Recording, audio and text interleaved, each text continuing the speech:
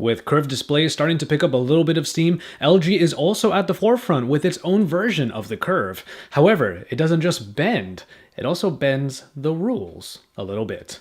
Hey, it's Josh Vergara from Android Authority. What's going on, everybody? And this is the unboxing of the LG G Flex. It's a unique looking box that definitely is a little bit eye-catching and pretty much alludes to what we hope would be a very nice, stylish, and pretty good looking device. Alright, so let's go ahead and jump into the LG G Flex right here. So there is the LG G Flex. Now, this, for all intents and purposes, does feel like a very large phone, and since its curve goes from top to bottom, having it in your hand feels pretty normal. It just feels like a larger phone. However, your index finger that comes up to the top of the phone does curve in a little bit. There's no discomfort at all. This is by far not a uncomfortable phone to have in your hand, at least by my first impression, and it sits pretty snugly.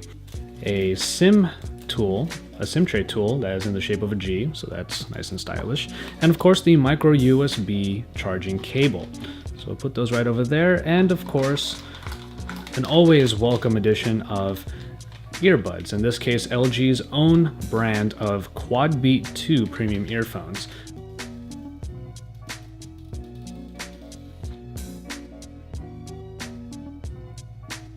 Alright, so quite obviously you did not see that there was a battery inside of the package, and that's because this is a unibody design that takes on that top to bottom curve. It makes for a pretty thin device.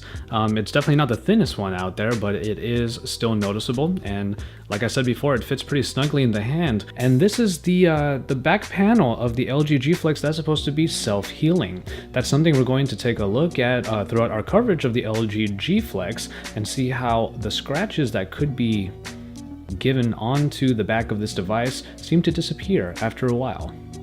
And of course you have the button layout on the back, which makes perfect sense, especially considering that there is a bit of a curve and your index finger will pretty naturally just rest right on there to provide support.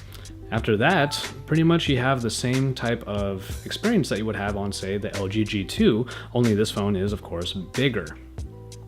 So another thing that the phone definitely has is a little bit of weight. And the reason why I mention that right now is because after typing in my Wi-Fi password, I noticed that, like I said before, the keyboard being around this area allows for rocking back and forth to be at not just a minimum, but almost completely eliminated. It's only when you are down here on the bottom or at the top that when you press down pretty hard, you start to have a rocking motion. If big screens are going to be the trend, like 6-inch screen devices, then I also realized that these curves provide a little bit of an interesting perspective. On the Galaxy Round by Samsung, the left to right curve, I realized that even though that curve was there and the screen was very large, with that curve it allowed for slightly easier maneuvering, because since the curve goes upward a little bit, it doesn't take as much for your thumb to reach over to the other side of the screen. On the G Flex, on the other hand, you have a top to bottom curve, and it actually has the same function. Since the phone is in your hand, and when you go to reach for the top, let's say for the notification drop down, a little bit of quite a bit of adjustment with your hand is possible, but I find it just feels easier because the tilt of the actual device due to that curve allows you to reach the top a little bit easier. So now I'm starting to realize kind of what the curve actually means for these particular devices. And in the case of the LG G Flex, it works just as well. And then of course there is that feature of the LG G Flex that it is able to become completely flat. It's something that when you test it out for yourself, if you ever do, it's something that kind of scares you because you're not used to, at least in my case, putting an elbow down on your phone, like an elbow drop, just to make it flat and to see if it will bounce right back. Luckily though, one thing you do notice when you try to flatten the phone yourself is that it takes quite a bit of force. So when it bounces right back, it makes pretty much perfect sense that the shape is still retained and that its malleability, while it does take a lot of force, is something that really speaks to this phone's build quality. Overall though, the phone does fit quite well in my hand, and despite there being a little bit more weight to it, it doesn't really hinder from the maneuvering at all. This is, after all, a very large screen, so you just have to kind of assume that you're going to use two hands on it anyway. Never really presume that you're going to just have one-handed usage on here as easily as anything smaller than it.